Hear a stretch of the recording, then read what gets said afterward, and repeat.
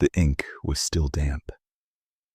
Eliza Hayes watched the scratchy signature of Silas Blackwood dry next to her own, the two names bound together on a government document that felt both flimsy and monumental. In the stuffy office of the Gunnison land agent, the air tasted of dust and stale cigar smoke. Outside, the October sun was sharp, bleaching the color from the boardwalks and the distant, jagged peaks of the San Juans. Mr. Davies, a man whose vest could not quite contain his middle, blotted the page with a practiced flick of his wrist. There we are. Mr. and Mrs. Blackwood. The marriage certificate is filed. With this affidavit of intent, your patent on the original Hayes homestead claim should be secure by next spring. Congratulations. He did not sound congratulatory. He sounded bored. Eliza did not feel like a bride. She felt like a general who had just negotiated a necessary, if unpalatable, truce. She looked at the man, now legally her husband. Silas Blackwood stood by the window, his gaze fixed on the street outside. He was not a tall man, but he was built with a kind of dense stillness, as if he occupied his space more completely than other men. A faint, pale scar cut a line from his temple into his hairline, a relic of the war he never spoke of. His hands, resting on the windowsill, were clean but permanently calloused. He hadn't smiled once during the proceedings. Neither had she. This was a contract, plain and simple. She had proposed it to him 2 weeks prior at the livery stable where he'd been mucking out stalls, his movements economical and steady. She had a 160-acre claim left by her late husband, Frank. Good bottomland along a creek, but the Timber Culture Act was a fickle thing. A widow alone, the land office vultures implied, was a risk. They hinted her claim was tenuous, that it might be forfeit. She needed a man's name on the deed to prove it up, to turn the claim into a patent, into land that was truly hers. He needed a stake. He had nothing but the clothes on his back and the quiet dignity of a man who had seen too much to ask for charity. I need a husband on paper for 7 months, she had stated, her voice as flat and practical as the prairie itself. You'll live on the claim in the old soddy. You'll work. When the patent is issued, I'll sign over 20 acres to you, free and clear, or pay you the equivalent in cash. Your choice. We will be partners in land and nothing more. The arrangement will be dissolved once the title is secure. He had listened, his gray eyes missing nothing. He'd looked at her, not with pity or judgment, but with a level assessment. Then he'd nodded once. Fair, was all he said. And now it was done. Mr. Blackwood, she said, her voice pulling him from the window. The wagon is ready. He turned, his expression unchanging. Mrs. Hayes. He used her former name. A small, unspoken acknowledgement of the truth of their situation. She appreciated it more than any false chivalry. They walked out of the land office and into the harsh Colorado light, leaving the pretense of their new name behind on a piece of paper. The silence that settled between them as they climbed onto the wagon seat was not awkward. It was functional, a vast and empty space they had both agreed to inhabit, side by side, for the next 7 months. The rhythm of their lives settled as quietly as the first snows of November. Silas moved into the small, half-buried soddy Frank had built when he first staked the claim. It was little more than a dirt-walled cave with a stovepipe, but he made no complaint. He rose before the sun, his movements marked by a quiet efficiency Eliza came to recognize. The rhythmic thud of his axe splitting wood for her stove and his own was the first sound of her day. The scrape of his boots on the hard-packed earth as he headed to the barn was the last. He was a man of habits. He mended the section of fence that had worried the two mules without being asked. He re-chinked the mud on the north wall of her cabin, where the wind had scoured it thin. He spoke to the animals in a low murmur she could never quite overhear, a tone softer than any he ever used with her. They ate their meals separately at first, she in her cabin, he in his soddy. But the inefficiency of it bothered her practical mind. "It's a waste of firewood to run 2 stoves for supper," she announced one evening, standing at his open door with a steaming bowl of stew. "From now on, you'll take your evening meal at my table." He looked at her, then at the bowl, and gave his characteristic single nod. "Thank you, ma'am." And so, the ritual began. He would appear at her cabin door as dusk settled, his hat in his hands. He'd wash his face and hands in the basin she kept by the door, the cold water splashing, and then sit at the small table Frank had built. He ate whatever she served, never asking for more, never leaving a scrap. When he was finished, he would stand. "Thank you for the meal, Mrs. Hayes." Then he would be gone, a shadow melting back toward his soddy. She called him Mr. Blackwood. He called her Mrs. Hayes. It was a verbal fence that kept the lines of their arrangement clear. Eliza found herself watching him. She was a woman who noticed things. The way the aspen leaves turned from green to gold in a single night, the first sign of a coming storm in the behavior of the birds. She applied this same quiet scrutiny to Silas Blackwood. She saw the way he favored his left leg when he was tired, the precise manner he cleaned his tools before putting them away. He never performed his labor. He simply did it. His consistency was a force of nature, as reliable as the sunrise. It was not exciting. It was steady. It was a thing she had not realized she craved until she saw it every day. One afternoon, she found him behind the barn, a piece of cottonwood in one hand and a small whittling knife in the other. He was carving something, his focus absolute. Curls of pale wood fell around his boots. Seeing her approach, he quickly slipped the half-finished object and the knife into his coat pocket, a flicker of something like embarrassment crossing his face. "The sorrel mule has a loose shoe," he said, his voice a little too abrupt. "I see," she replied, letting the moment pass. She did not ask what he was carving. His privacy, like hers, was a core term of their unwritten contract. But she wondered. She wondered what a man so contained did with the parts of himself that did not fit into neat, practical actions. The first real blizzard hit in mid-December, a furious, howling beast that descended from the mountains without warning. It buried the world in a torrent of white, piling drifts against the cabin walls that reached the sills of the windows. The temperature plummeted, the wind shrieked like a banshee, a sound that stripped away all thoughts of civility. After the first day, Eliza knew the soddy would become a tomb of ice. She bundled herself in every layer she owned and fought her way through the storm. The wind tore the breath from her lungs. She found Silas calmly banking the fire in his small stove. "You can't stay here," she yelled over the gale. He looked at her, his face calm. "I'll manage." "That's not sense, it's foolishness," she snapped, her patience worn thin by the wind. "The fire won't last and you'll freeze solid. You'll take the cot in the cabin, now."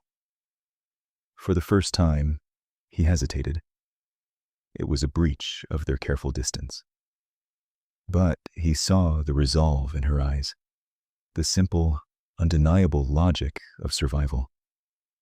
He gathered his bedroll in a small satchel and followed her back through the blinding snow, a hand on her shoulder to guide them both. The cabin, which had always felt spacious enough for one, suddenly shrank. His presence filled it.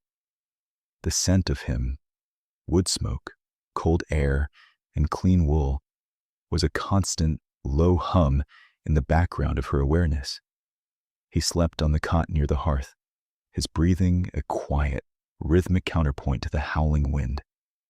The storm raged for 6 days. They were trapped together in a bubble of firelight and shared silence. The rigid formality of Mr. Blackwood and Mrs. Hayes felt absurd in the face of such elemental fury. The fence between them had not fallen, but the posts were wobbling. On the third night, lulled by the warmth and the endless drone of the storm, he began to speak. He didn't talk about the war, not the battles or the bloodshed. He talked about the suffocating humidity of a summer in Georgia, the taste of green apples stolen from a Virginia orchard, the sheer weariness of marching until your bones ached. He spoke of the world he had walked through, and for the first time, Eliza saw him not as a solution to her legal problem, but as a man who had a history written in the miles on his boots. She found herself responding, telling him about Frank. Not the sanitized version she gave to pitying neighbors, but the real man, his stubborn optimism, his terrible singing voice, his unshakable belief that this very piece of land would be their paradise. He drew up plans for a bigger house, she said softly, tracing a pattern on the wooden table. Right over there, where the morning sun hits first. Silas looked toward the spot, now just a wall of shaking timber. It's a good spot. They fell silent, but the quality of the silence had changed. It was no longer an empty space.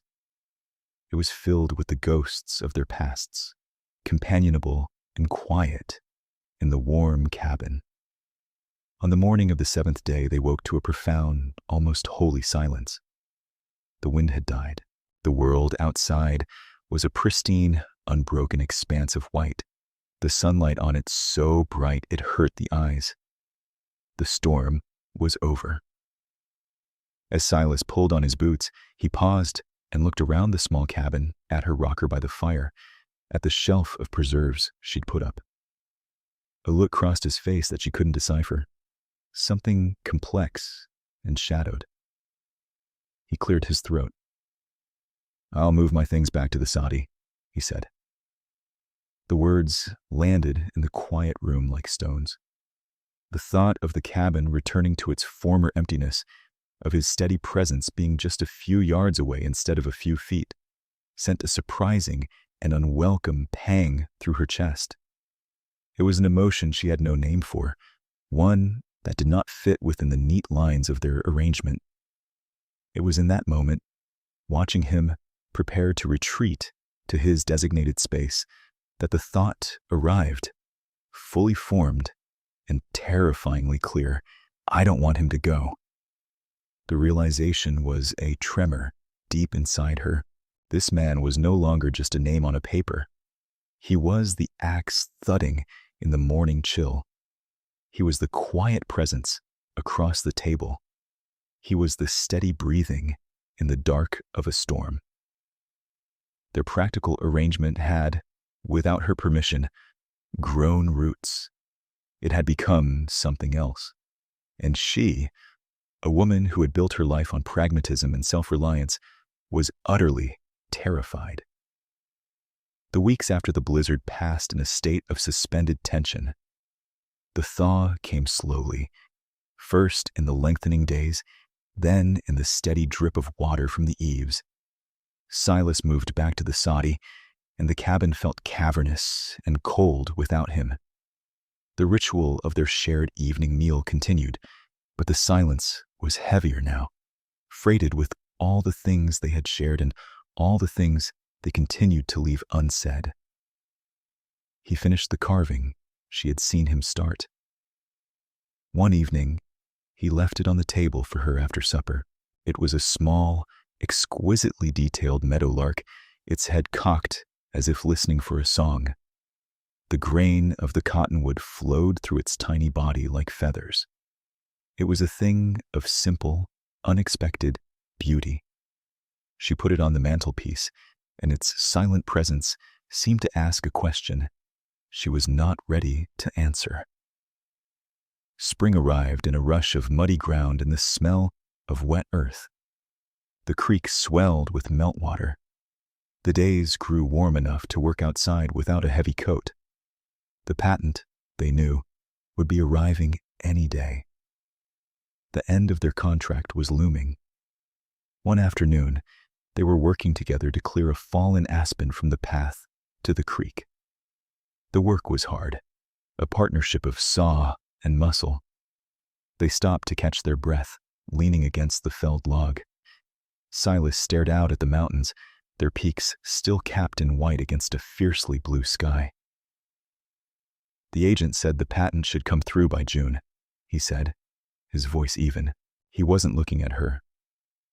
"I've been looking at maps, thinking about land over by the Cimarron River." He was honoring the deal. He was reminding her of its terms, giving her the space to prepare for his departure. He was being exactly the man he had promised to be: honorable, practical, and unintrusive. And it felt like a knife twisting in her heart. She wanted to scream at him that he was a fool, that the Cimarron was a desolate place, that he belonged here. But the words caught in her throat. He had made a deal. She had made a deal. A woman like her did not go back on her word. That night, the silence in the cabin was a physical weight. He sat at the table, cleaning his rifle with meticulous, deliberate movements.